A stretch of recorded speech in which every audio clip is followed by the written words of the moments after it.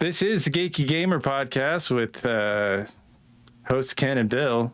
We are live at exactly 3 p.m. every single Thursday. Our soundtrack is by all lowercase letters and Mr. Interrupt, as well as Couchfire Media brings all the art media production. Thanks to Aribale Productions for all that other stuff that they do. I'm not sure what it is, and none of us are really. So it's just a big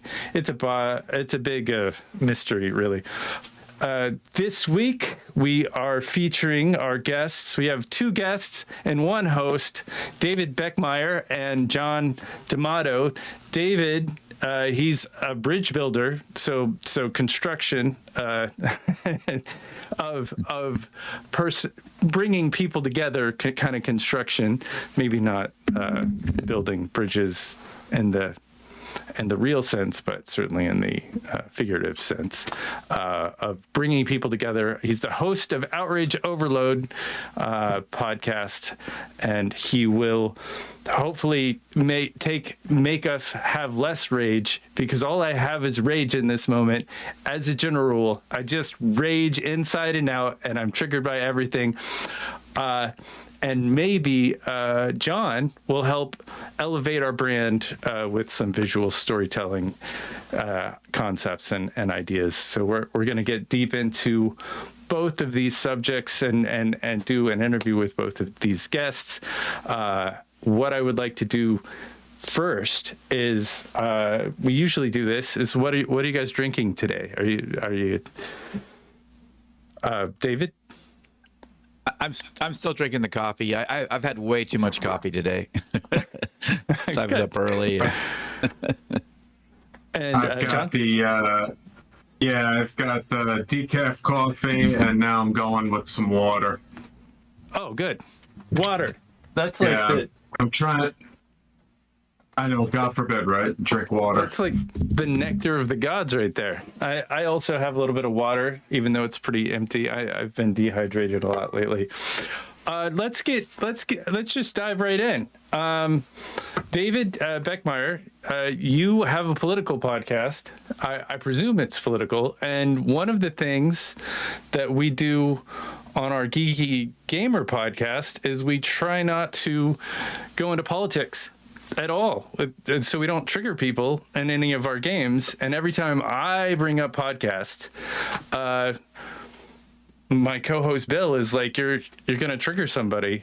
What are some of the things that I can do to either should I be worried about that, or is triggering bad or good? What's going on with that? Yeah, well, thanks, Ken. I appreciate it.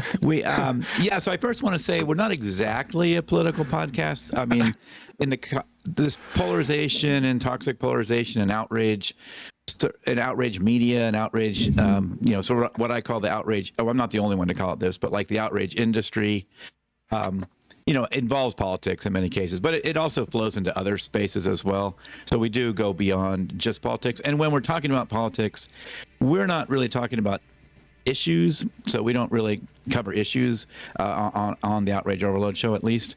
We talk more about, like, how do we talk about politics? How does the way we talk about politics affect us? And how can we better deal with some of that and cope with it and find some resilience when things don't go our way and things like that? But just to kind of clarify that.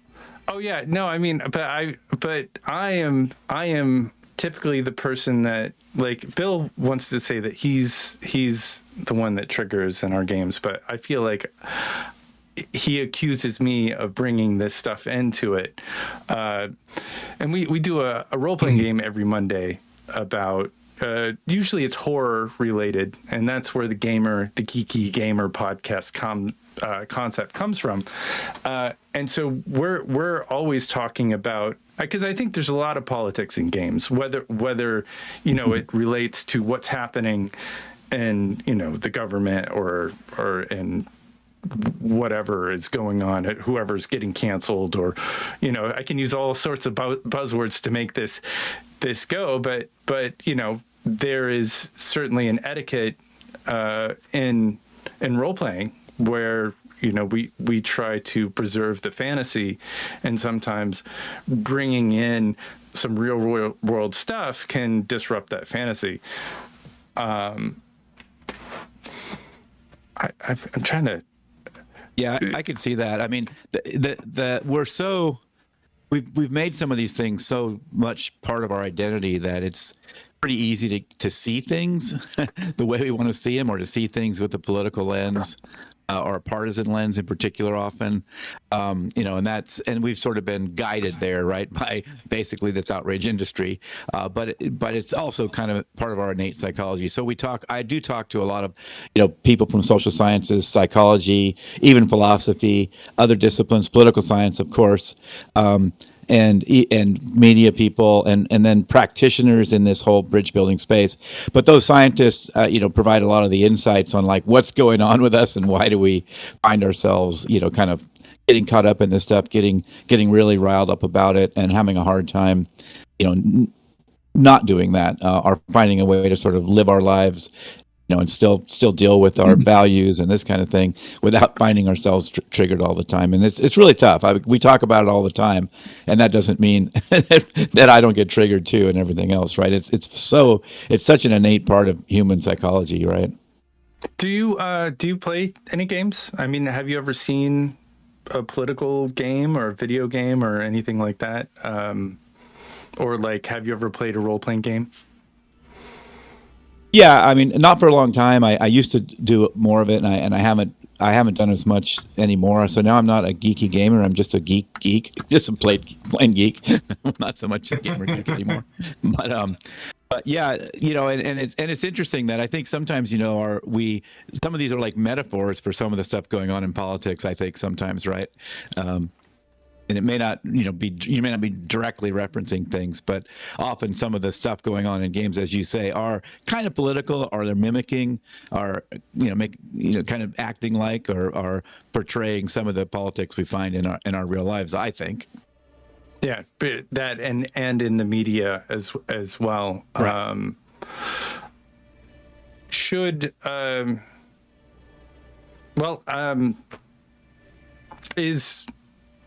There's definitely a lot of polarization in gaming, like where I will disagree fundamentally with what Bill is telling me, and he is basically playing the world, and I'm just playing a character. If he's being the game master, and I'm just being the person in the world, there is a lot of disagreements about how rules work in games, because it's fantasy world, and you're running off of a guideline of this is the world that we're in, and these are the physics and of this particular world.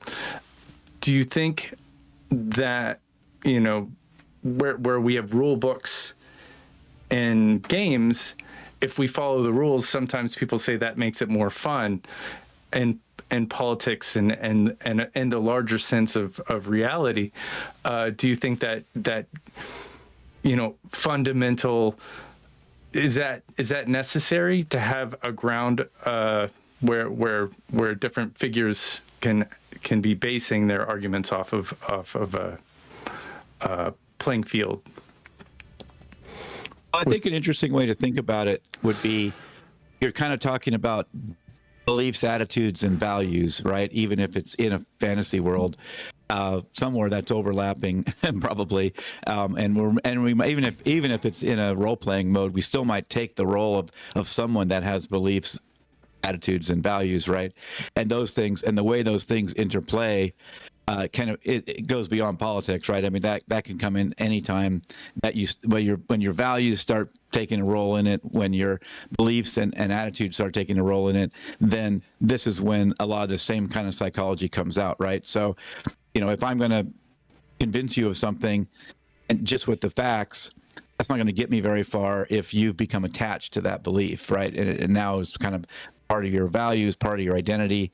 Then it's going to be harder to if you're just some random fact that you don't have that much interest in, I can probably convince you with the facts. Like, oh no, it's, elephants don't have 3 legs; they have 4 legs. And you'll go, yeah, okay, they have 4 legs. Like that makes sense. I don't, because it's not something you really care about how many legs an elephant has. But if it's something you have, and you may not even know when this has happened, but when it's started to become associated with values, that arguing like that won't really work, right? Those facts are not really how you change your mind about things or come to believe things. And I would imagine in a role-playing game, it would be the same kind of thing, right? You're going to be influenced by the ecosystem. You're going to be influenced by the social relationships of who's convincing you this rule is better than that rule, or here's the right way to interpret that rule, or the wrong way to interpret that rule. And I would imagine a lot of that would come into play, and you probably have debates over that, like you're interpreting the rule the wrong way in this scenario or something like that, and it can start to become something one might latch onto with a stronger held feeling, and then all these mechanisms come in to try to support your pre-decided position on this topic. Are there ways that maybe you could, like, you clearly try to do this on your podcast? I mean, what do you think is the way to convince somebody to listen to, or at least establish a ground versus a set of value system? Well, so yeah, I mean, I'm not in the business of persuading on my show, but I do talk a lot about the science of persuasion. So we do talk about that a lot, but I'm not necessarily trying to convince anybody on a particular view. But we do talk about if you want to do that, how would you do it? Yeah, your show is based on science. It's a very scientific approach to. It's what you say at the beginning of your episodes. I totally interrupted you. I just wanted to add go that. ahead. Yeah. So right. So I mean, when we think about how people come to know things, particularly like I say, if they have now been connected a bit to your identity and to your values, the way you first of all, that we don't even know necessarily when something is that deep, become more of our deeper values and stuff like that, right? This kind of usually is pretty subconscious, and we don't really have necessarily a conscious awareness of it. But when when it is something that's polarizing like that, and somebody has taken a position, the first step is just kind of understanding it. And what happens is storytelling and asking questions are the way that you understand it better, right? And if you want to, you can win an argument and lose an argument, right? Like if you might win with some facts, but you lost in actually understanding anything, and there was no mutual understanding between the two parties. And the person that you think you won the argument with probably is just going to go back to where they were before you had a conversation with them. In fact, they might even go there deeper. There's this whole idea of rebounding and things like that you might latch onto that idea even more powerfully, right? Because now you've threatened them, and you've threatened their defense mechanisms and things like that. And again, we don't often know a lot of this is going on, but the kind of conversation that will become more useful is a conversation because usually when we're holding on to one of these beliefs, it's because of some experience in life, right? It's something got us there. So the best way to understand that is to create space for the person to justify their position to themselves. Even though they're explaining it to you, what they're really doing is explaining it to themselves. And then that creates the space for them maybe to question a little bit whether they believe that thing as strongly, or the evidence they have is as strong as they think it is, and things like that. So that's the best way to do it, is really to create space. So I might start with if there's some topic like, something is, we'll go back to the elephant thing, right? So like, how many species of elephant are there, Ken? I don't know, one. I don't know anything about elephants. All elephants are the same, right? What if I walk? So it's a good topic. It's a good topic for that, because you don't really know it, and you don't really care. You don't really care that much whether you know it or not. So it's a good topic to have this where we won't be, it won't trigger some of that. But if I ask you, okay, so you think there's one species of elephant. So sure. How confident are you on a scale of 1 to 10? How confident are you in that answer? I'm gonna say 1, but that's because I don't have any. I know about the Dunning-Kruger effect, so like I know I'm probably wrong. Right. So, and then if you were really going to probe that, you might say, well, a 1, why not a 2? Like, why wouldn't you give it a 2?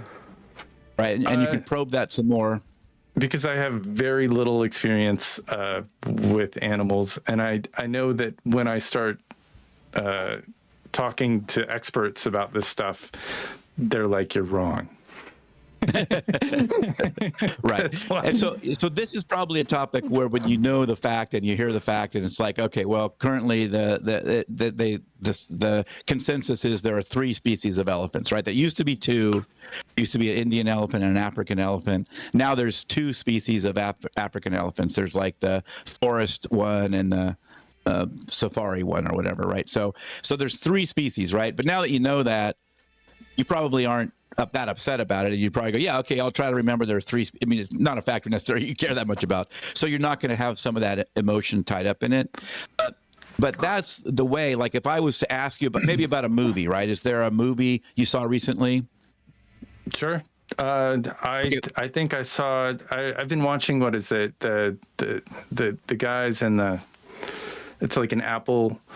Oh gosh, it's like a tunnel. They're all encapsulated in this. It's like a Fallout shelter. Oh, Fallout.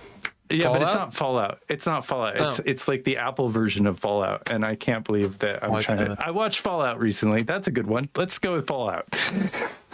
But real quick, Bill is here, and Hi. I wanted to ask Bill this: how many species of elephants are there, Bill? 3. Now he knows 3. I was gonna say 7. I don't actually know. One's like the mammoth. And then vaguely in my little lizard brain, I think the. Well, this was how many species Indian are and extant, African. right? Yeah. Not. Yeah. This is how many are around now. No. Okay. Right. There's a lot of Thai elephants, but I assume Yeah, they're Thai Indian elephants. That's a thing too. Yeah.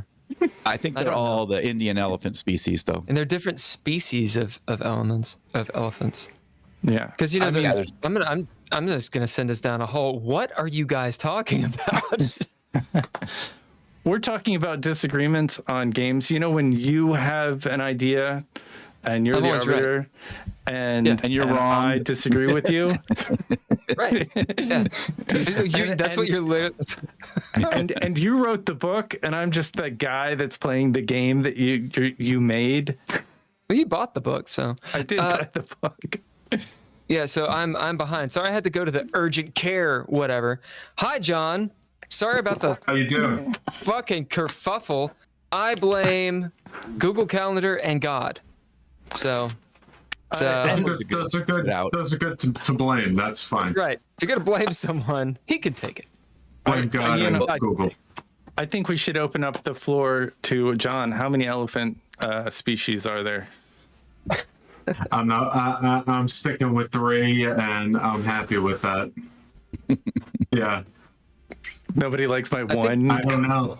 The last time I saw I'm an going to double down elephant, on this. I think there's one species of elephants. If it's got a trunk and the long legs and the hairy ears, it's like they're all related. They're all the same. They all look the same to me. I don't know. I don't think that's a good way to do it. I'm not a professional elephant person, but I'm pretty sure that's not the way to do it. Yeah, I'm not either. And species are complicated, right? Because where do you draw the line? And there's different ways of looking at it. There's like the whole genetics and DNA side, and who what the genetic tree looks like. But I think with elephants, a lot of it is the different. Like the African ones, I think have bigger ears and a couple of other things, right? So there are some differences in those species. But it's a fair question as to where they draw the line. Yeah. Okay. So, why is it that you know about elephants? I mean, it's a good thing to know about them, but. Well, I only picked that as a topic that no one probably has a real strong opinion on. But Right. I find out that Ken does have a strong opinion on it. Ken does. He's got I'm a strong surprised opinion about that. everything. Yeah, but that was kind of the idea that you arbitrarily strong one at that. yeah. The idea was kind of about you're not really going to convince people with facts you normally, right? You're going to want to give a person a space for an issue for which they have strong emotional ties. So it's something to do with identity, it's something to do with morality, these kind of things, values. Then it's much harder to change anybody's mind by just dumping more facts on them.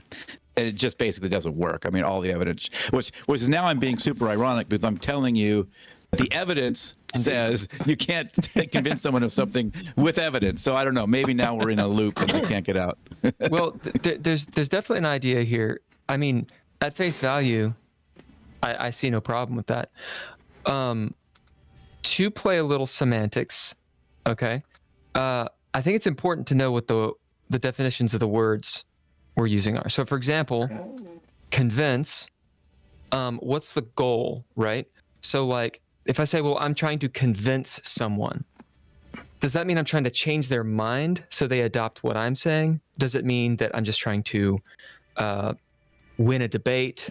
Like, where are we going with that goal? Well, and that's a great question, because like in my case, I've never people. I'm always trying to tell people, like, you're not. It's a bad objective to have to try to change people's mind anyway, right? Like that's just that. If that's your objective when you go into a conversation, particularly with a political adversary, you're kind of setting yourself up for failure right away. So I'm always about trying to have both sides understand. But yeah, what often happens is people, come to the show, they talk to me about, they reach out, they say, this person is wrong. Tell me how I can convince them that they're wrong, right? Tell me how I can show them they're wrong. And that's what people often want to do. And obviously I try to dissuade them of that and say, that's a bad approach. Like, you don't want to do that. But if you wanted to, like, there are people that are in that space, right? Like canvassers and things like that really are at least trying to see if people have some flexibility or movement from a position, maybe on a scale of 1 to 10. Will they move from a 5 to a 6 or 7 to an 8 or something like that? And so there are people that have that as a motivation, that they're kind of, but if that's, for those people that think they're going to, so many people come to me with this idea that think if they just go pull the right facts from the New York Times and the Wall Street Journal and 3 other places, if those people see those facts, they will, come to my way of seeing it. And a lot of what we talk about on the show is that's not how people come to conclusions.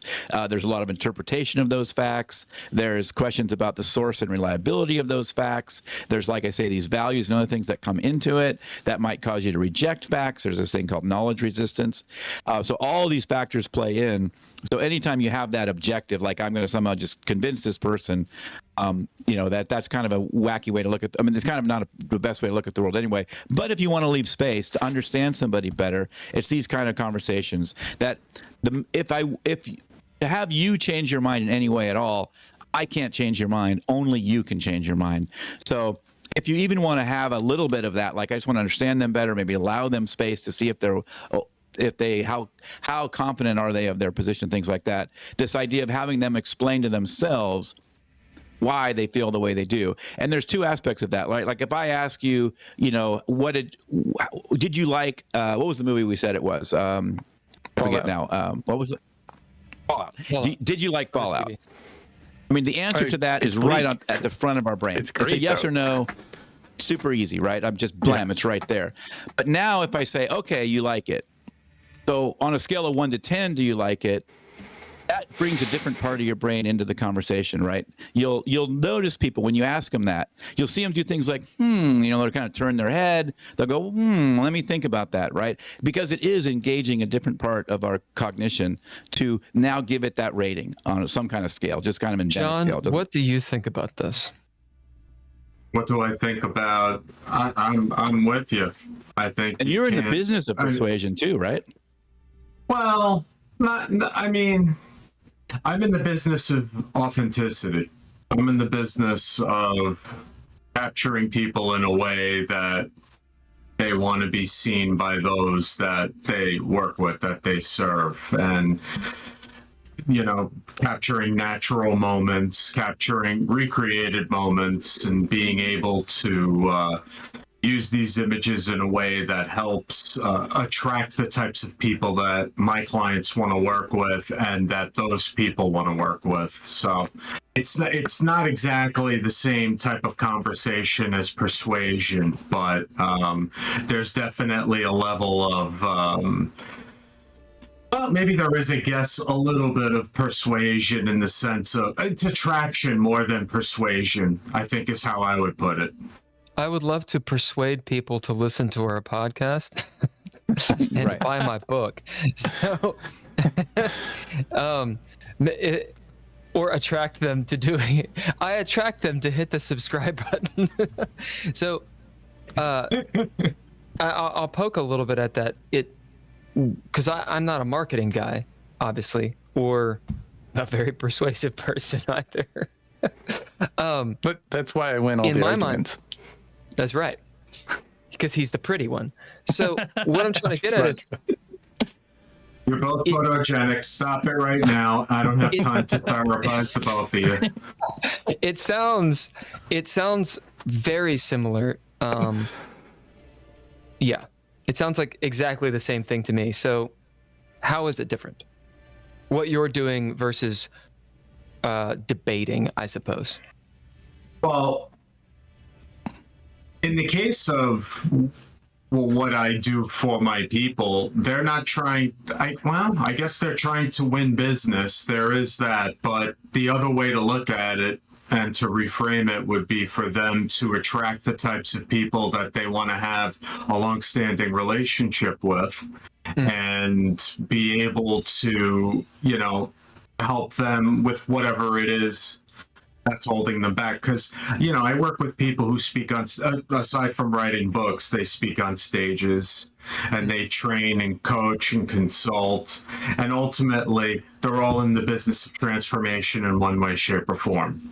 So the goal for their image content is to be able to bring in the attention from those that they not only want to work with, but the people that are qualifying whether or not they are the right expert to work with, that they can stomach that person long enough to actually learn from them, to learn how to get past their problems and to be able to move forward and be a better person in one way, shape, or form. In general, how would you accomplish that? I know it's different for everyone, but is there like a general rubric that you follow? Yeah, there is a very lengthy strategy call that I do with clients. And even if it's not for their branding photography, the branding photography are the headshots and the wider portraits, the stuff where they're looking into the camera. Right. And then, when they're on those stages or they're in front of the room, those are the candid photos. But regardless of whatever the scenario is that I'm photographing, there is a lot of strategy beforehand, and there's a lot of intention behind what we're doing, because we don't just show up, snap a couple of photos, and hope for the best. I'm uncovering who they are as a person, who they serve, the problems they solve, and how they solve those problems.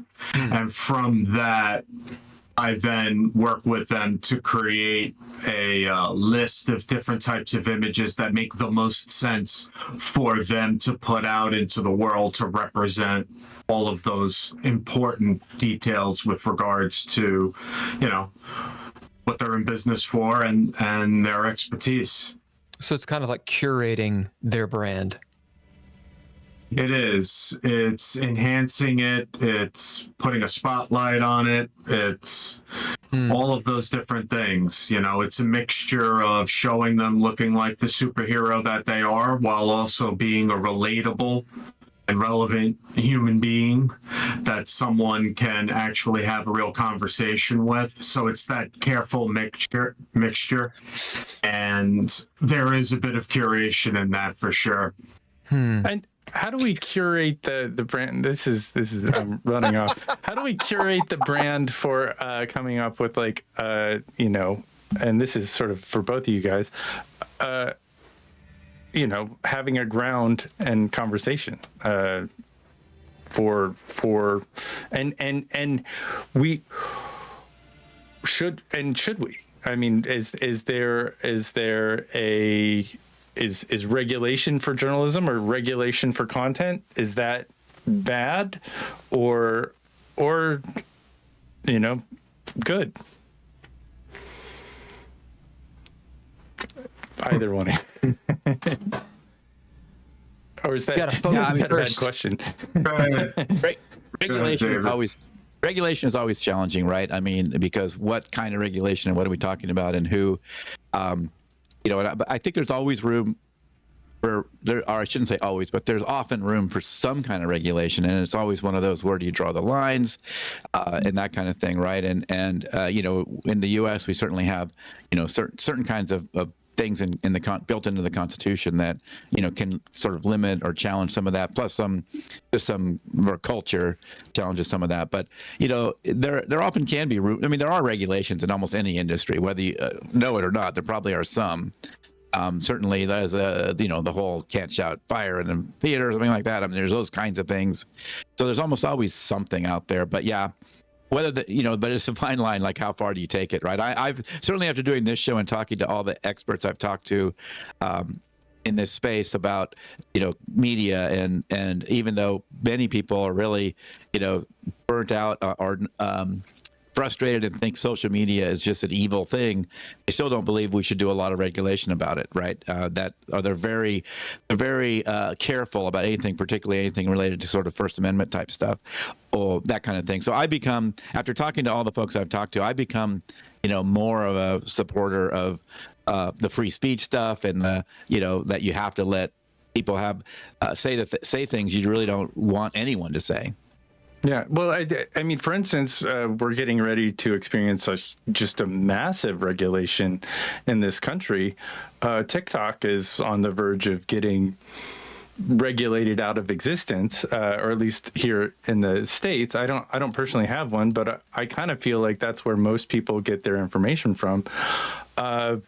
Do you think that is something that, I mean, and it's not something that the incoming administration can do anything about, because it's set to happen the day before the outgoing administration is going out? Or do you know anything about this? Is this too specific? I have looked into this, and I do have opinions about it. And I've also talked to a lot of experts about it. In terms of the specific, what it can or cannot do, I mean, for one thing, it's probably going to get appealed and it'll be pushed back. It's my hunch. Secondly, but I could be wrong. Never know. And secondly, I think the incoming president could push to change some of those rules, and it's particularly if it's kind of delayed. But I'm frankly in favor of the way they're talking about the requirement of breaking out ByteDance, because that's basically Chinese propaganda, right? And that there are laws about foreign entities controlling media like that, right? And that is a different thing. So it's not. So and again, I realize that there's a practical challenge there, that getting rid of ByteDance, kind of like there's not a lot of options for them, but I'm in favor of it, because ByteDance is basically Chinese propaganda. It's teaching everyone that the Chinese way is better, that their style of, it's not even the communism part so much as the dictatorship part. It's fine. Everyone's happy. And that's what they're creating, a whole world of people selling that propaganda. So I'm in favor of it. Like, I'm in favor of getting ByteDance out of it. And another thing is there's misperception from Americans, particularly, that maybe people in the West in general, that a private entity in China is a thing. Like, there really is, I mean, or at least has the same meaning as it would have in, say, Europe or the U.S. It doesn't, right? I mean, the CCP is involved in control of everything, especially something with that much power and influence. So, for me, that's a thing that I support. Now, am I right? It's not a position I would promote on my show necessarily, because, like I say, we don't really talk about issues on my show. But for me personally, yeah, I'm in favor of it, because I think ByteDance is obviously Chinese propaganda. Well, their curation is on point. Yeah. John, what do you think about this specific topic, and essentially the question that Ken was asking? Well, to be honest, I haven't really thought about it much at all. In the sense of TikTok, because I've never touched the platform in my life, so I don't really know. But in terms of regulating content, I'm of the opinion that you don't have to read something that you don't like. My algorithms for all of my platforms are exactly the way that I want them, which is pretty bland other than the people that I follow. I don't have anything on there that makes me outraged in any way, shape, or form, and that is by design, and that is the choice that every single person in this country can make right now, should they choose to do that. And, you know, regulation is important. Go ahead.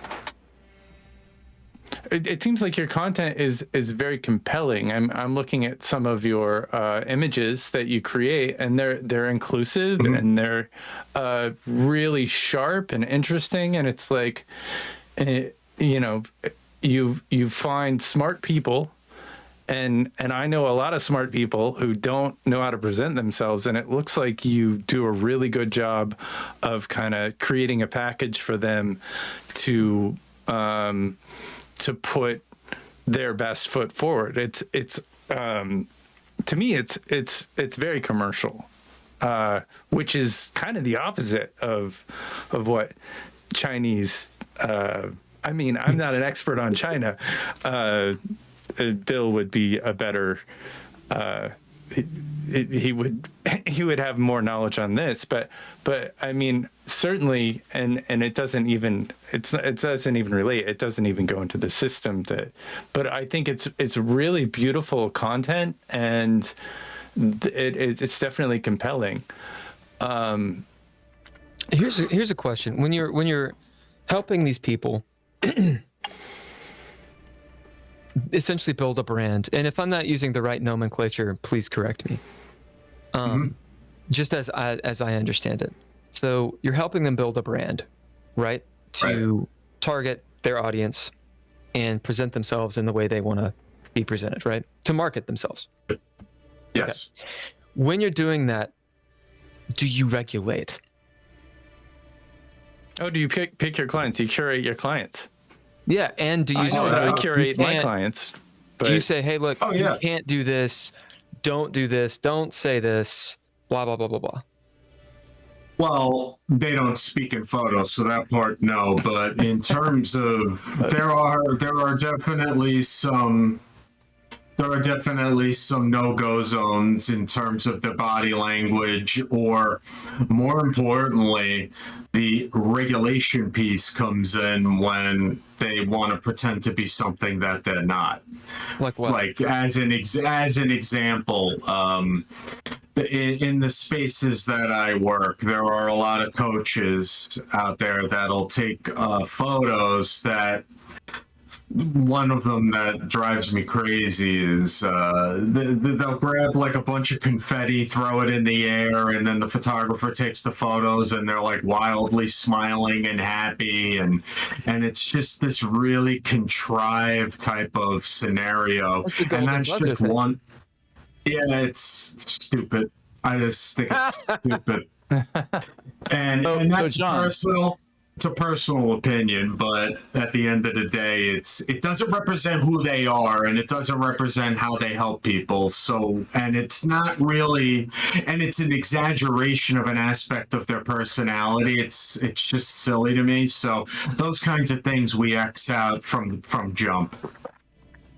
So if I have a white supremacist tattoo, and that's really who I am, how are you going to handle it? Are you going to let me show the tattoo, or you're going to not? That's a cool. I like that question. Well, in that case, so for me, I stay away from people that are on the polar ends of the personality and societal spectrum. So I wouldn't even touch that.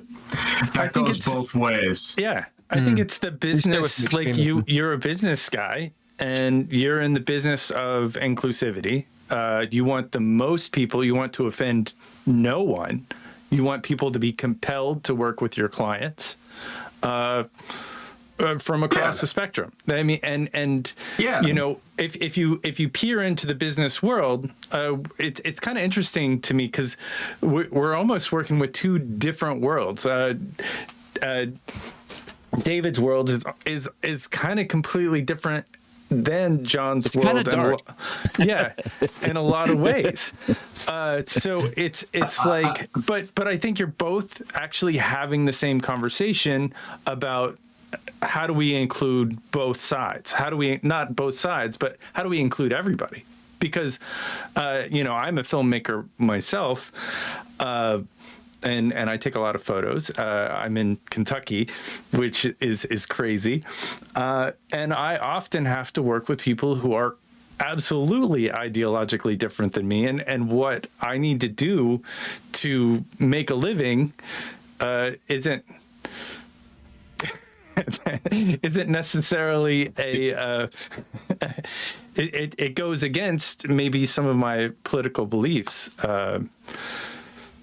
And by the way, I work with, put it this way, I don't actually know, let me rephrase, in some cases, I do know where some people stand ideologically with regards to their personal life, and it actually is bled into some of the work that they do. But it doesn't matter, because it's not about that their beliefs necessarily. It's about their personality and their essence beyond that of a label. And that's what we focus on when we do work together. And they never ask me, who I voted for, what I believe on this topic or that topic. There's no arguments about any of that, because ultimately, I don't care what they believe, as long as they're a good person and as long as they respect me and we do the work that is valuable and useful for them, and they pay on time. All that matters. Money does talk. Well, I wouldn't put it. I shouldn't have probably said it that way, because it's more. It's about the people. It's about the person. Sure. I come from New York City. I have been around every type of human being one could possibly imagine for my entire life. So the way that I qualify someone, it has nothing to do with what they do when they vote or what they believe in or the cultural conversations that they engage in, because ultimately everybody lives here and we all live together, and it's really whether or not you're a good person or not. And it may sound naive and it may sound very simplistic, but the truth is, that is really what how I qualify people, and everything else is secondary. Now, if it's something where it becomes an agenda or you're trying to push something upon me, well, then it's not a fit, and I'm not going to work with that person anyway. So I really don't care. It's interesting. I do these man on the street interviews where I just listen. I don't push back or argue with people or try to change their mind or anything like that. I just kind of try to figure out where they're coming from in terms of like their media consumption, things like that. And it's interesting. I never ask what their political affiliation is or that kind of thing, but people seem just compelled to tell me anyway. Like almost, I don't know if there's been any case where a person hasn't been compelled to tell me, even though, like I said, I never ask. So it's a kind of interesting thing. I wanted to, I disagree with John about one thing he said that I kind of want to get out there, both as a former tech guy and as somebody that now, studies these algorithms with social scientists, psychologists, and others, and folks that actually collect data from these platforms. You said something about how a person can choose to have a feed that doesn't have outrage-inducing content.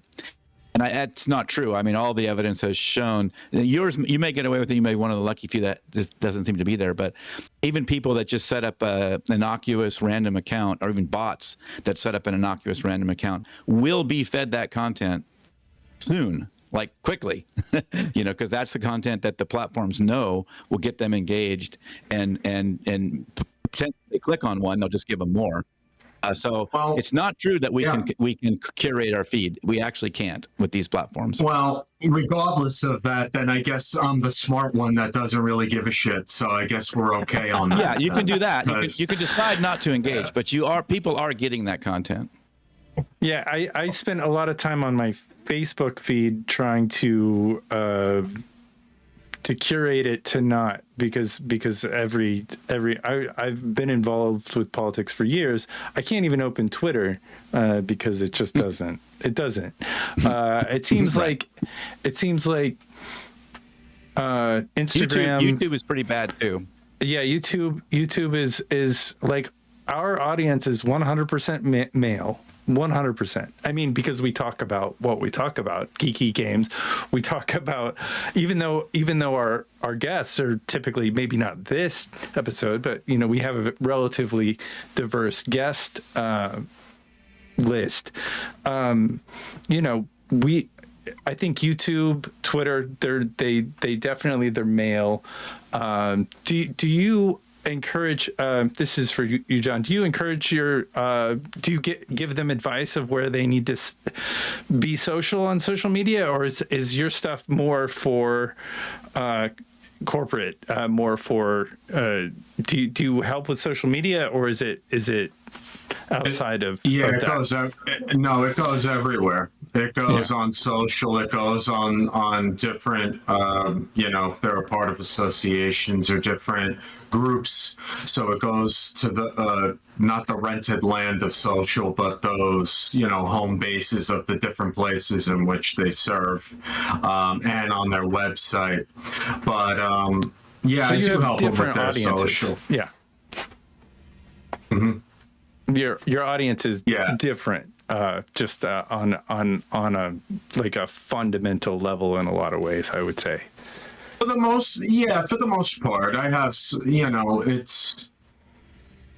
I can't remember any. Yeah, it's basically business owners and B2B, B2C, that type of stuff. It's not, general everywhere kind of thing. Yeah.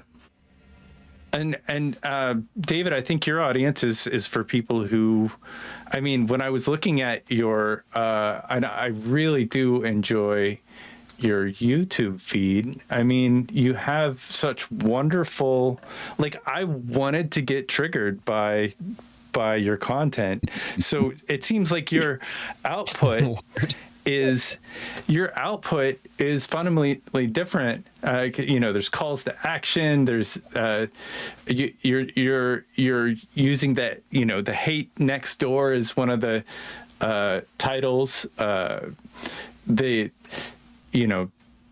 titles you have on your content are wonderful. And there's like I expected to get into like some, like, we're going to get them kind of content. And then you lay it out and you're like, no, we're taking a very scientific approach to understanding this topic on the why such thing exists. Do you think that's an effective way to sell your product? Because you're kind of doing what you're kind of against at the same time. Does that make sense? Well, you're doing the opposite of it to a degree, right? So, like, many marketers will tell you, you want to create polarizing content, not necessarily politically polarizing, but just polarizing topic that somebody will have a strong attitude about, right? That's what a lot of marketers say, and obviously there's a whole, as I said, the outrage industry, the outrage machine. People call it different things, angertainment, rage machine, all this kind of stuff. That is, a technique that people use. I mean, there's a ton of these kind of YouTube channels out there that's their whole thing, is to sort of trigger, to take advantage of that, leverage those aspects of it. And I'm doing the opposite, right? I'm the calm voice saying, I'm doing what you're doing, John. I'm sort of saying, don't click on the stuff, ignore the stuff, and step back for a second, maybe even tune out, maybe even disengage off of social media for a while. Things like that. You can take breaks. So I'm giving people practical tools, using critical thinking skills, and talking to experts that bring in these kind of practical skills, even, basic stuff that, often, even if it's, as a neuroscientist and other scientists will talk about things that you might think are sort of quaint or they're just placating me kind of thing. But these things do matter. Things like, the mindfulness stuff, things like gratitude, things like, taking a step back and letting reactivating your slower part of your brain, things like that. Those things actually do work. I mean, do have an effect, right? And even even things like making a list of the things that you find that support your values in life, things that make you feel good and support the direction you want to go in, and doing more of that and not doing the other stuff that's not on that list. Things like all those things can really help you create more resilience to some of these negative outcomes that are going to happen in our lives, right? I mean, people that you would like to win an election don't always win. The bills you want to get passed don't always get passed, and we have to be able to deal with that. And also our friend networks. I mean, I think a big driver for the show was people losing friendships over the 2016 election, and people losing friendships over COVID lockdowns and just vaccines and stuff like that. And so just becoming more. Sort of making decisions about whether that is important enough in your life that you want to lose friendships over that stuff. Because almost everybody has stories like that, right? Where they've made something a morality or a value story, and they're disassociating with longtime friends, family members. Everybody seems to have Uncle Joe doesn't come to Thanksgiving anymore kind of stories. And is that really the way you want to live your life? And is there a better way to deal with Uncle Joe than just not letting him come to Thanksgiving anymore? And so that's the kind of stuff we talk about a lot on the show. So John, how would you, off the cuff, help promote his audience? Or promote David to his. I was just thinking, I'm like, David sounds like someone that I'd be working with. I like this. There you go. Well, aside from the YouTube channel that David has, I would want to know more about what else he does about, with regards to his topic in terms of. Actually, I'm going to ask you, since you're sitting right there, my friend. He's right there. I know. Aside from the YouTube channel, is there some other type of work that you do related to this outrage topic that you speak about on the channel? Well, the YouTube channel is a little bit of it doesn't get the care and feeding it should. It's just kind of there. Because again, I'm kind of a solo on this. I have a few volunteers that help me a little bit, and I have some collaborators that help me here and there, but I'm pretty much doing this all on my own with limited budget. So I've had to cut back a little bit, things like social media presence, right? So I mean I have the presence, but I'm not really giving those a lot of care and feeding. The YouTube channel has been lower on the priority, Instagram a little bit more, but even that I've cut back. So I mostly just have my website and a newsletter that for people that want to subscribe, and then it's just the podcast platforms themselves, right? So whatever SEO. Yeah, so that's where I'm at. Pretty minimal. So you're a content creator. You're not like speaking somewhere on this. You're not training anyone on this topic. It's all about the content. Is that correct? Primarily, yeah. I mean, I am a certified moderator with a group called Crossing Party Lines, but it's not really a promotional thing for this show. It's more of an educational thing in general, learning how to communicate and deal with challenging conversations. Is this something that you could see yourself doing beyond that of just creating content and actually being in a room and moderating these different types of conversations in a coaching capacity or a consulting capacity? It's certainly, like I say, since I am a trained certified moderator, I technically am qualified to do that, and I even potentially would offer it, but it is a matter of hours in the day. Like I say, it's a lot of work to put out this show. I mean, there's a lot of research in this show. Each episode is hours and hours of research because I'm reading research papers, I'm reading books, I'm trying to understand the topic, and then I'm going and finding experts that either wrote that book or wrote that paper. So there's a lot of hours of work into just producing my content. So it is yeah, absolutely. I mean, there is room to do more somewhere, maybe even hire people to do more, right? I think that's a really interesting point, John. I think that a speaking tour of something of what David's doing. I think that there is so much polarization in this country. It seems like that is certainly a world that we could get back to on the same space. I know that there are a lot of people in my community that are violent, worried about violence and being like absolutely terrified of what their political rivals are, from wanting to leave the country to wanting to wage war on their fellow citizens. So I feel like if we could glitz and glamour up some of what David is talking about, bringing people together and having that, I feel like that's a community service right there to get us back.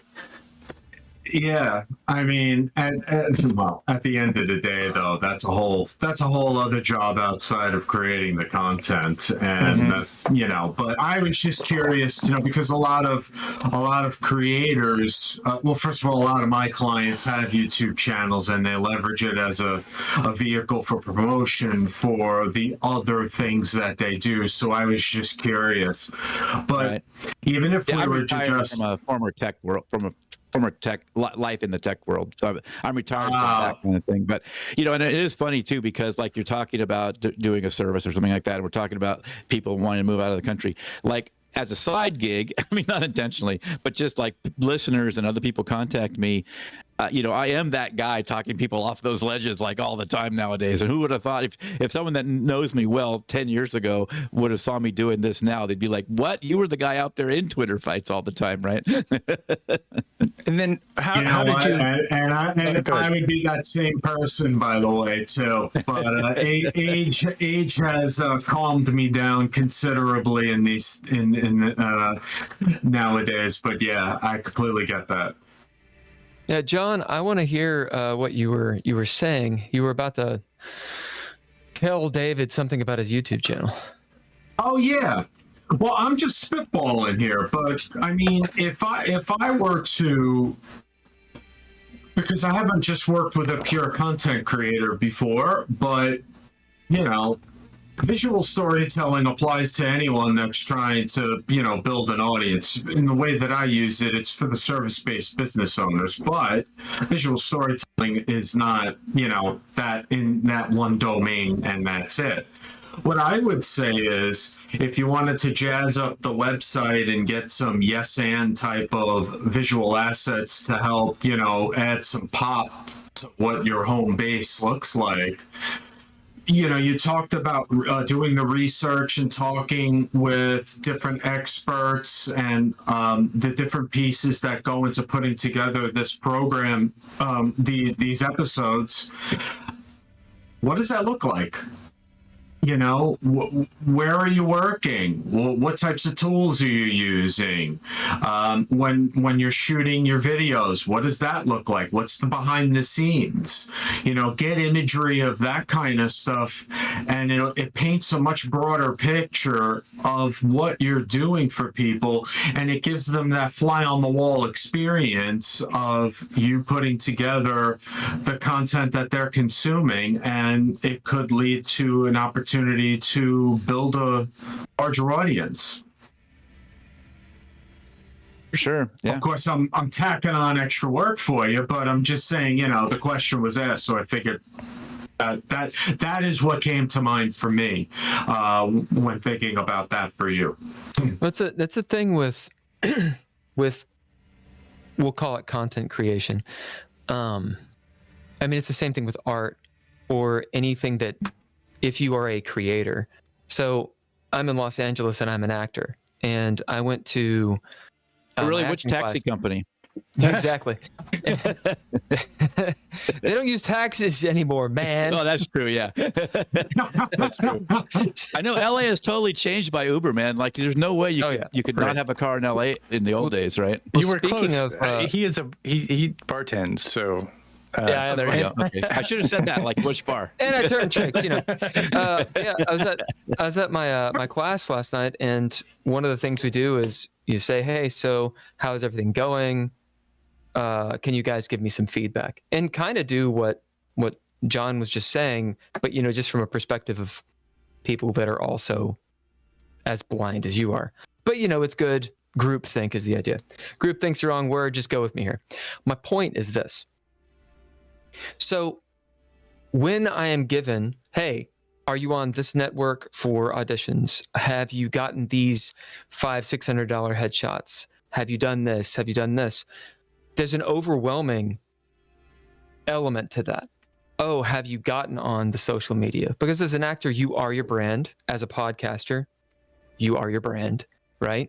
Yep. And if you get on Instagram, it in and of itself is a business. Twitter, to actually make use of it, it in and of itself, you cultivate an entirely new thing. And here's my opinion. I hate these things. It feeds on my energy and my brain, and I am lost. There's always more to do. And even if it sounds like a good thing to do, I'm like, I don't know, like executive dysfunction all the way, because you get that fire and you're like, all right, I'm going to post on Instagram, and you do, and nothing happens. No, you just got to keep it up. It's like, and then this thing tells me 3 reels a day. Exactly. Yeah, but you know, but we create how many hours of content a week? 9 hours easy, with countless numbers of shorts, and you know, we've run out of ability. Like, we could post to all of the things constantly, and it's you need a time plan. suck. You got to have a plan, and you got to have. I mean, it's a business plan, right? So that's why I think, John, what you're saying is invaluable, because it's like a financial advisor almost, except for marketing. Like, you can do everything, but you don't need to do everything. Yeah. Right. You can. But one thing you also have to keep in mind is, when you are your brand, it's never ending. And you know who needs your... Oh, go ahead.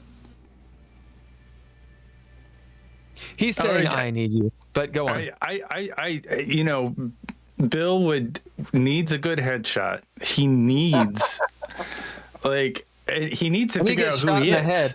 He needs he needs to, John, for his actor persona, he needs it. John, please continue. Can't stop shilling me. No, it's good. It's good.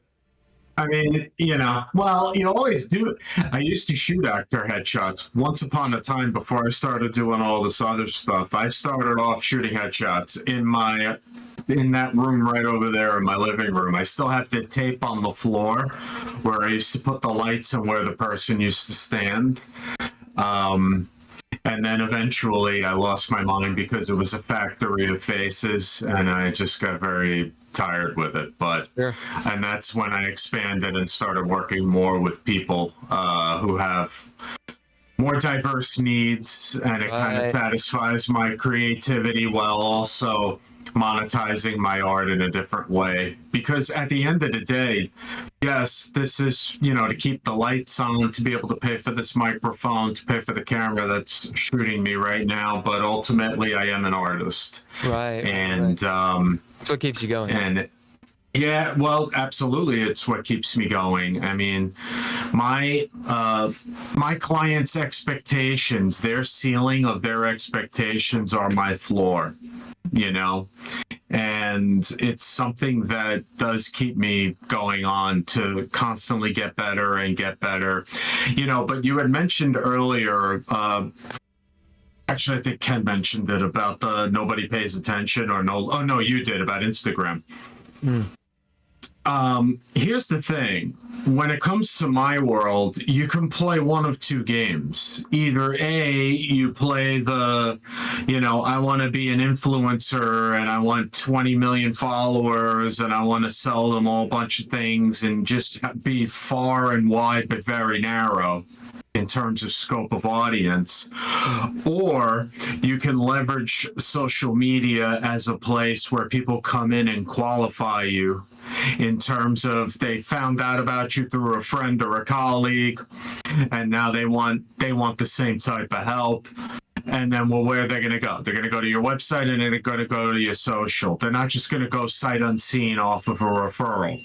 So in that case, your website and your social media is basically there as a testament and social proof to everything that their friend said to them about you, and they can check you out for themselves. So the numbers do not matter in that case. They don't matter at all. My engagement numbers in the grand scheme of the social media world is horrendous, but I'm doing just fine.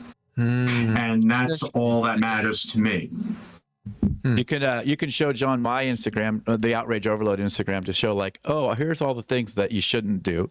John can tell me all the things I shouldn't do. It's an interesting perspective, because I think a lot of people, I mean, they've come up to me before and through casual conversation, whatever, and they'll say, oh yeah, I was down at the cafe or whatever and talking to someone. Boom, I looked at their Instagram and they had 20 million followers or 2 million followers or whatever. And that is like a social credit, as in that number, that populism, right? The popularity contest is a thing. Right. On YouTube, I'm sure you guys watch YouTube. Do you guys watch YouTube? Every night. Yeah. So you're sitting there, and how many times have you heard like a commentator or whatever be like, oh yeah, this guy and their channel, they have like 3 subscribers, as though 3 subscribers matters. And it does. It's interesting what you're saying there, that there's kind of 2 ways to look at it. You can be an influencer way, or it's almost like a calling card way. Like, is this guy legit? Yeah. Is this his focus? Yeah. If your focus isn't YouTube, then you don't really need a ton of subscribers. It's interesting. No. Yeah, because for my now, obviously, if you're a content creator and you're streaming to YouTube and you're doing probably one more Twitch subscriber. and all this, that's a different game. That is a where totally different game. Yeah, that's I have a YouTube channel. One subscriber at a time. let me make you both feel better. So I have a YouTube channel, and I think I have 112 subscribers. I stopped posting a while ago, but I was posting stuff related to the people that I work with, and actually, it was for photographers. That channel was for photographers. I put up a personal and those things are averaging like, I don't know, 15, 20, 40, 60 views, stuff like that, really low. I posted a video about a sneaker project that I photographed. I'm a New Balance 574 guy. I have 22 pairs of sneakers, right? Lord. And I shot all 22 pairs around my neighborhood in New York City, and created a website for it and all this other stuff, put a video together for it, and that has like 1,100 views. Still very low, but relative to the rest of the channel, it blows it out of the water, and it has absolutely nothing to do with what I do for a living. So at the end of the day, for me, I just have it up there as a place for people to find me, because you never know, in my world and the people that I serve, you never know where someone is going to come across you that could potentially hire you for help. So it's just good to have it broadcasted across different channels. And that's I think a lot of the reason why I do this podcast. It keeps my skill level at a certain place, whatever that is. I don't know, but it's the act of doing. But it's getting content out there isn't necessarily as important as meeting you guys. You guys are really why I do this. It's not about getting a ton of views. That would be nice, but we're not in that headspace. My entire client, where I make my money, it has nothing to do with social media, yet all of my money comes because people are doing social media. Yeah.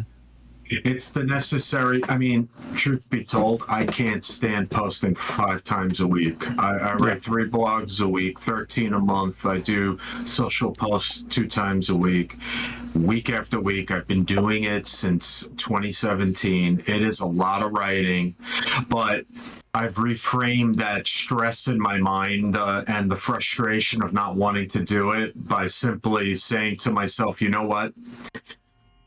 I can work out ideas and iterate how I can describe how I solve people's problems. So that's what I'm really using the content for on my end. And then on the client end, they see that and say to themselves, oh, he doesn't just show up and take pretty pictures.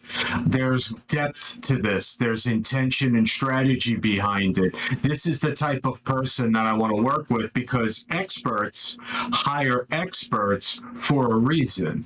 So I'm just there to, be plugged in and be a collaborator and help them, with their goals. And social media happens to be the way to do that. And it's also a way to maintain relationships in the long term. Once these people are done with me, it's not like they disappear and I say goodbye and I never talk to them again. I'm following them on the channels in which they engage most. Before I said, yeah, be everywhere, and that's good because you never know. But there's always primary platforms that these people hang out on. So for me, I'm on LinkedIn a lot of the time. Because that's where a lot of my people are. But I'll have stuff on Facebook, I'll have stuff on Instagram, and I have stuff on YouTube as well. So, David, your podcast seems to be like a labor of love. Am I correct about that? It's something that you don't intend to try to make money off of it. I'm sure it would be nice, but your goal for your podcast is to inform and vent, I think, a lot. And you see an issue with the world, and please stop me when I'm wrong, because I'm often wrong. You see an issue that needs to be talked about, and you cover that, even though there's not necessarily a drive to find it. Or do you feel like there is?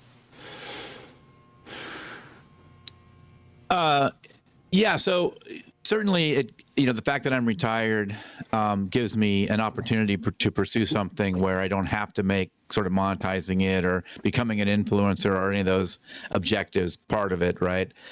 As you say, it's kind of an impact podcast is the idea, or, an impact project. I sort of arrived at podcasts as it seemed like a way to get it out there. In some ways, I almost don't see what I'm doing as a podcast compared to a lot of the other podcasts. It's more like a show that just happens to be distributed on podcast platforms.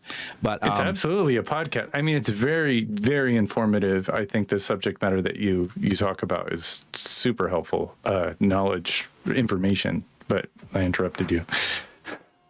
Yeah, so that's kind of the idea, is that now I have so yeah, I can do it without worrying about monetizing it, and it's not pointing off to another business and that kind of thing. And I have decided to try to avoid ads, but I do, solicit, or at least give the opportunity for people to contribute if they want to. And I have, had thankfully, a number of patrons that help at least keep the cost manageable. But I certainly don't see it as a path. I'm not looking at it as a path to sort of, produce a huge secondary income. But those patrons are certainly nice to help offset the cost. Sure. And we're in a world where there is a lot of conversation, and we're in a world where broadcast media is kind of on its way out. Commercial broadcast, we're on YouTube for a very real reason. There are more viewers on YouTube right now than all of probably cable combined.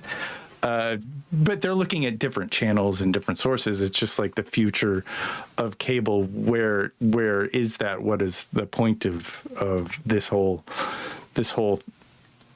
thing? Do you notice that as the market share for broadcast media diminishes? Do you notice more of a polarization going to effect to get more views from that media?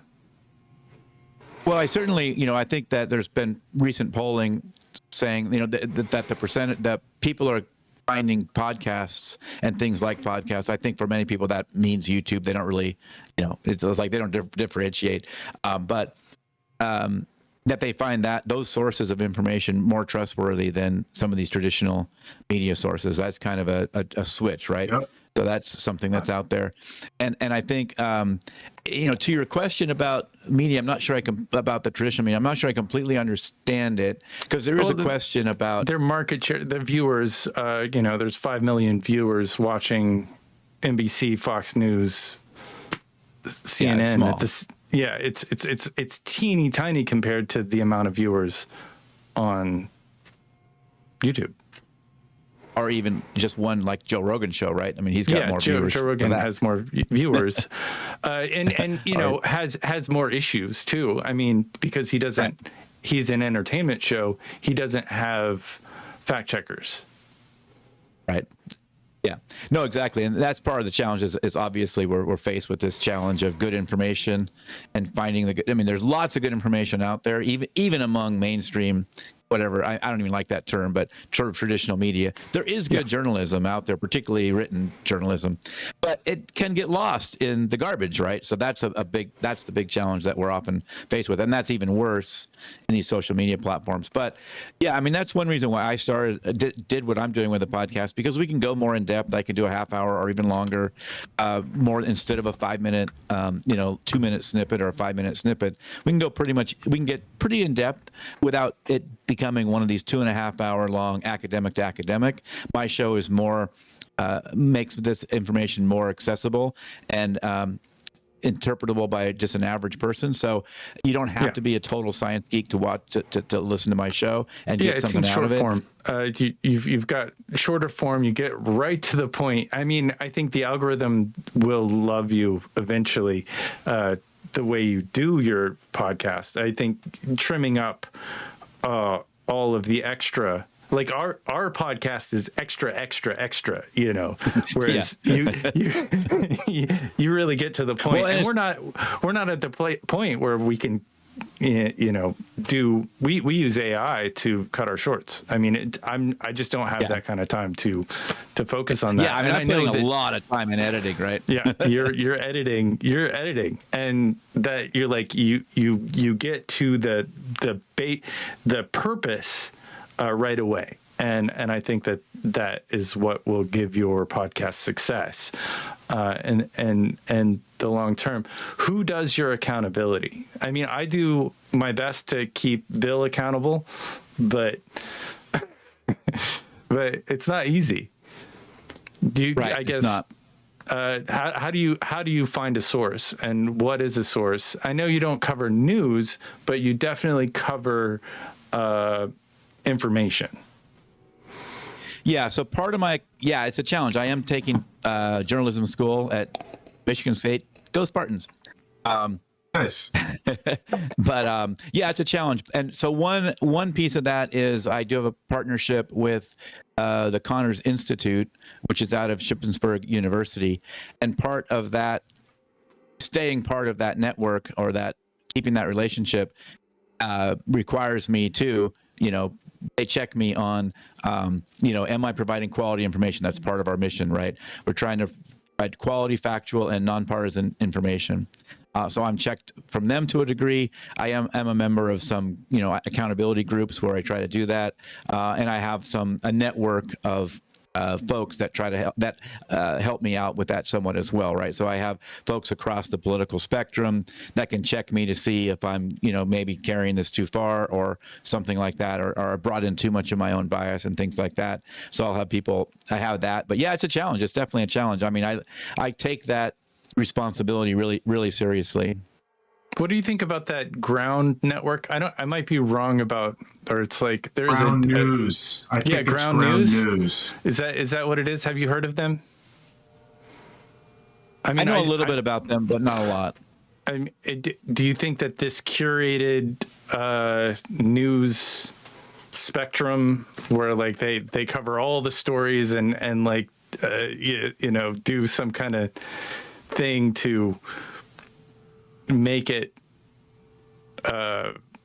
more legitimate? I don't know. Do you know anything about that? Well, I don't know as much about that one, but there are a few other folks working in this space, and there's kind of two general directions, right? So one is human curators, journalists and just people trained on not necessarily fact checking, but like critical thinking and journalism practices. And one of those is called 1440 News.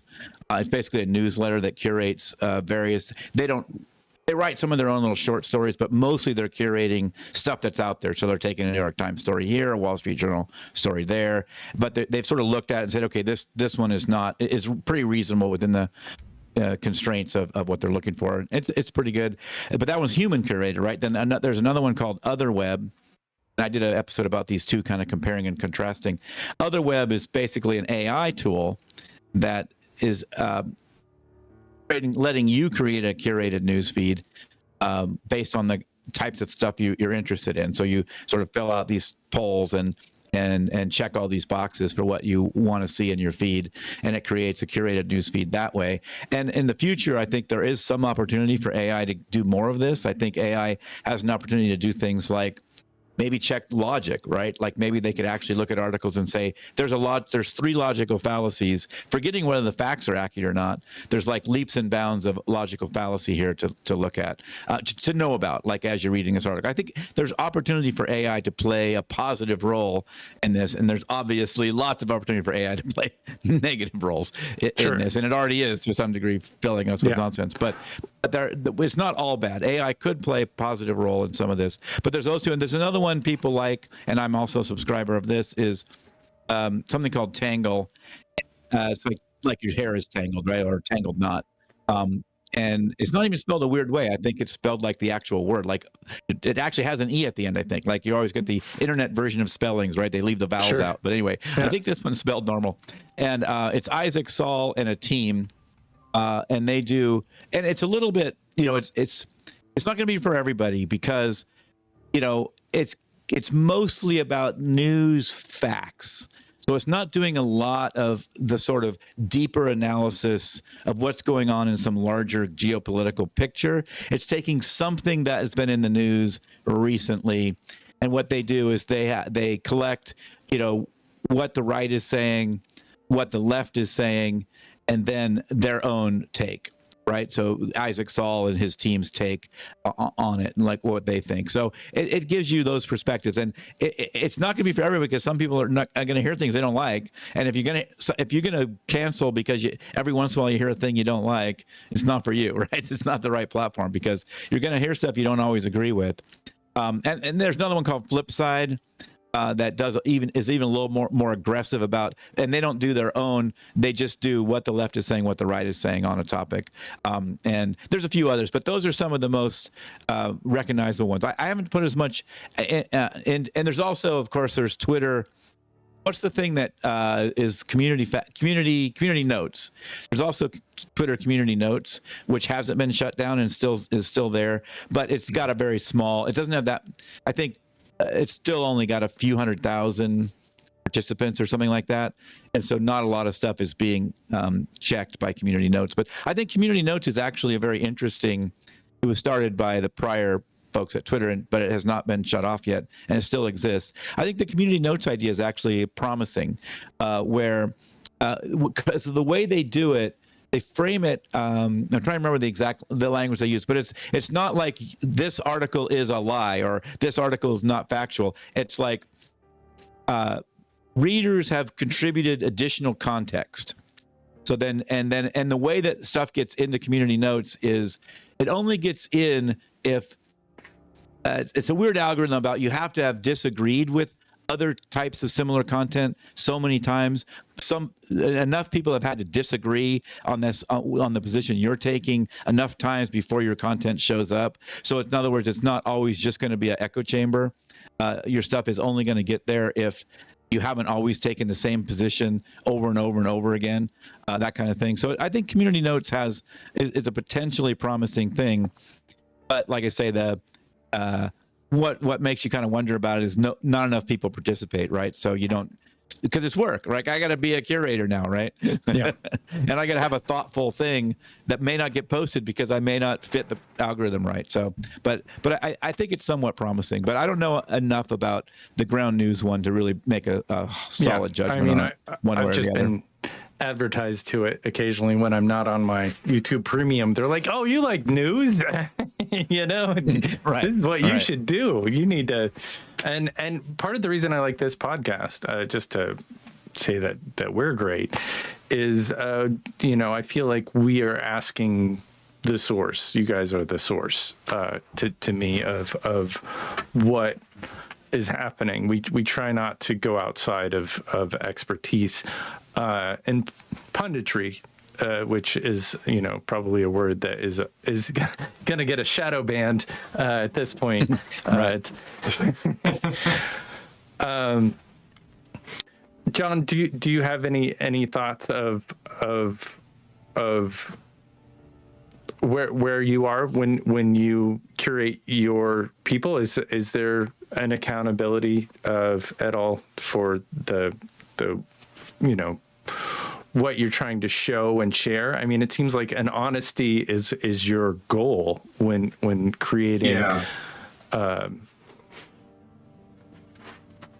That is the goal. Profile. Yeah, when putting together their portfolios, it's about really diving into them as a human being. It's really about pulling out their genuine qualities. We're not trying to put a smoke screen out there. There are certain people, there are certain experts out there, and they're the types that'll rent the mansion and get the photos in front of that, or they'll rent a fleet of Bugattis and pretend that they own them, or the private planes and all that stuff. And the people that I work with, they make fun of those types of people.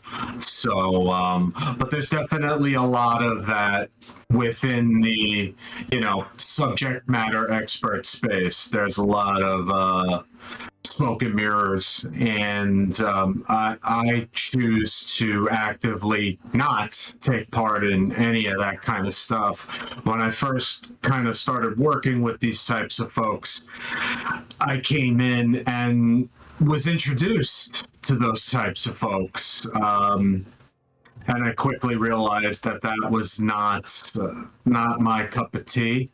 So I do my best to sniff out that kind of thing and walk away from it.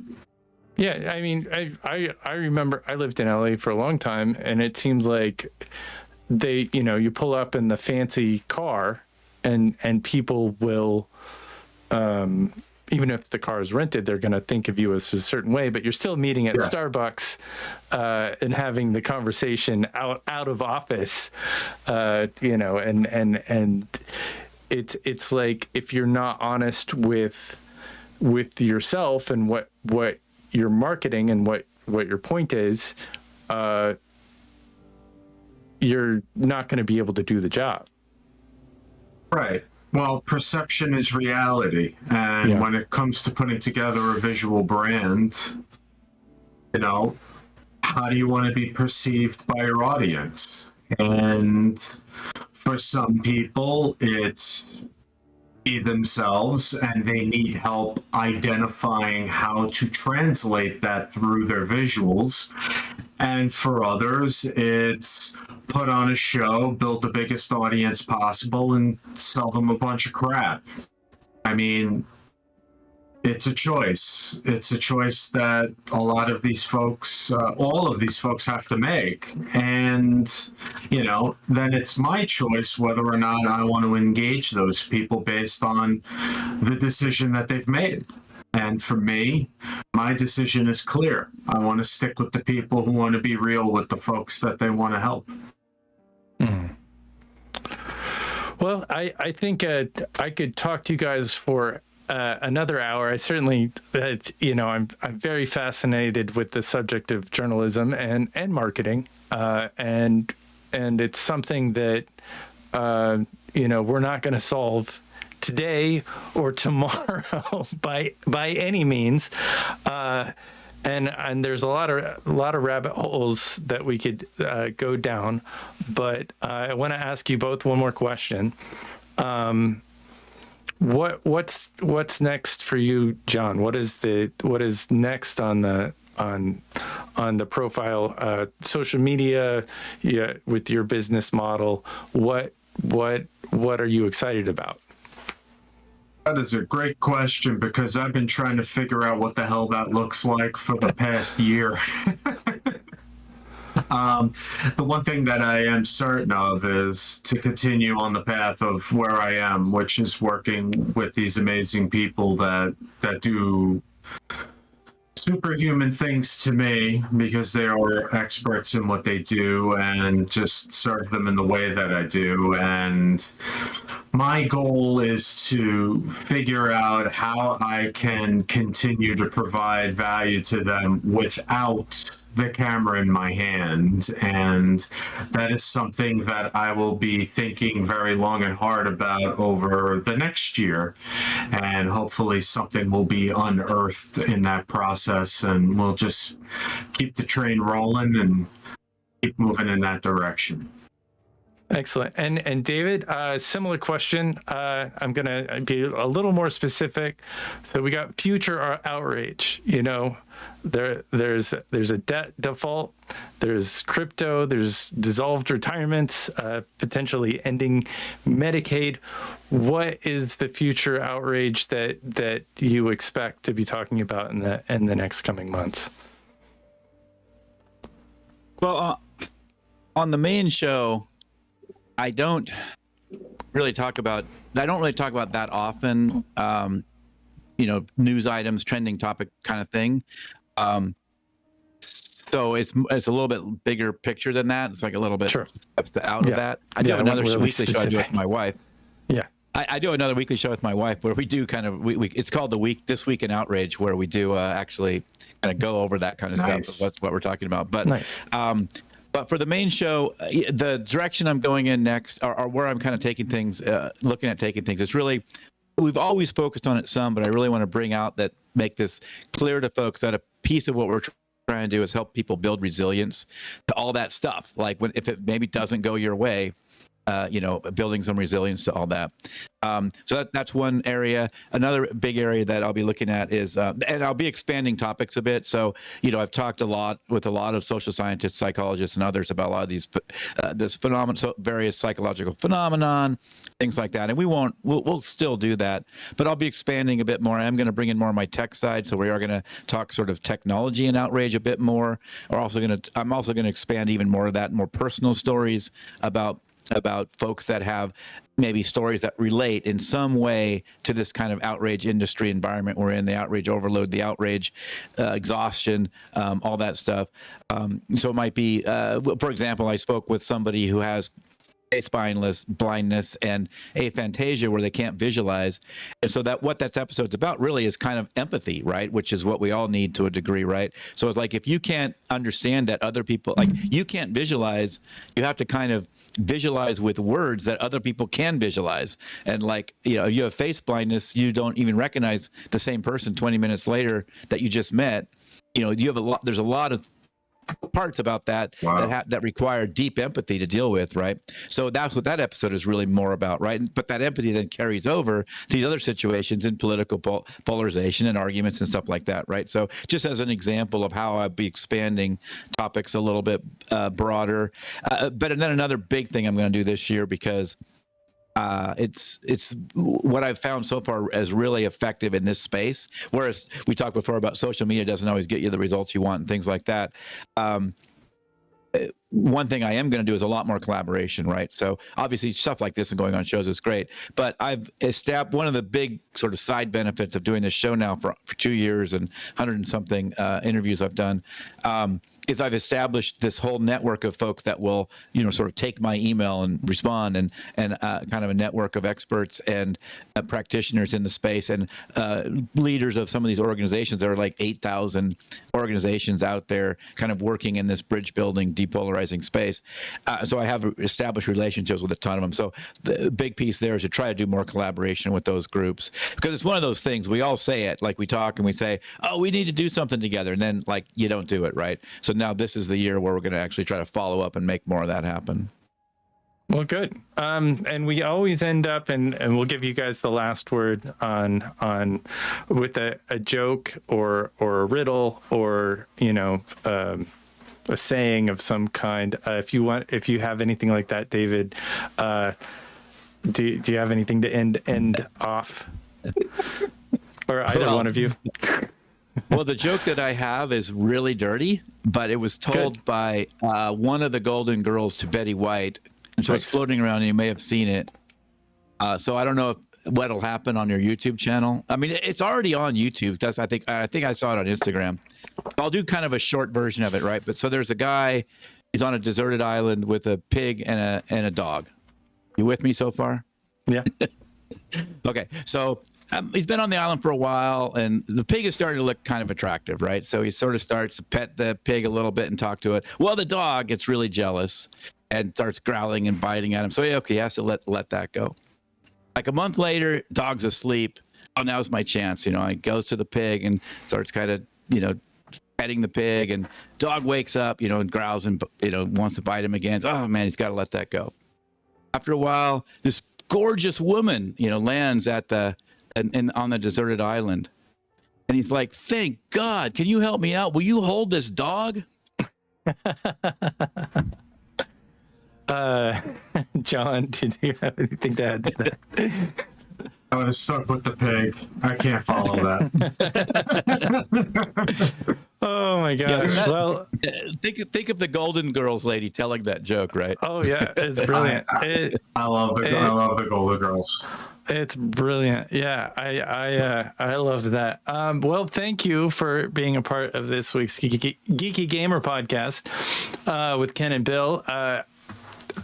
Bill is on the way to the hospital, so that's exciting, and we hope that he gets better soon, and I'll be checking in with him.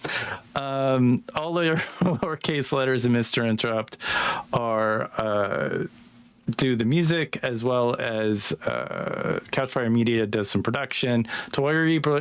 Trois Replay Productions is a really difficult thing to say, and they do everything else. So thank you, John and David, for being a part of this podcast.